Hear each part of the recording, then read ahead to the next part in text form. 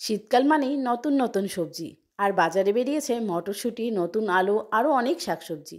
তা আমি এখানে নিয়েছি নতুন আলু। আলুগুলোকে ভালো করে কেটে নেব। আর এই যে দেখো মটরশুঁটি, মটরশুঁটিগুলোকে একটু সেদ্ধ করে নিলাম, আর আলুগুলো চৌকো চৌকো করে কেটে নিলাম।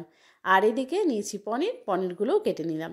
এবার কড়াইয়ে তেল গরম করে পনিরগুলোকে ভাজতে দেব। লবণ আর হলুদ দিয়ে পনিরগুলোকে ভেজে নামিয়ে নেব। তো আমরা তো সব সময় একটু ঝাল, একটু স্পাইসি খাই, কিন্তু মাঝে মাঝে কিন্তু এরকম হালকা পাতলা রান্নাও অনেক বেশি ভালো লাগে।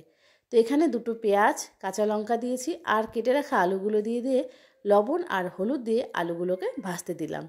এবার দিয়ে দিলাম টমেটো আর লঙ্কা, দিয়ে আরও কিছুক্ষণ ভেজে নিলাম। তারপর দিয়ে দিলাম মটরশুঁটি আর গ্রেট করা একটু আদা। ব্যাস, আর কিছুই না, একটু ভাজা ভাজা করে দিয়ে দিলাম জল। এবার দিয়ে দিলাম গরম মশলার গুঁড়ো, আর তার সাথে দিলাম পনির। আর এখানে যে মশলাটা ব্যবহার করেছি সেটা আমার বাড়িতে বানানো সমস্ত রকম মশলা গুঁড়ো করে সেটাকে বানিয়েছি। তো এই দেখো আমাদের গরম গরম আলু পনিরের তরকারি রেডি।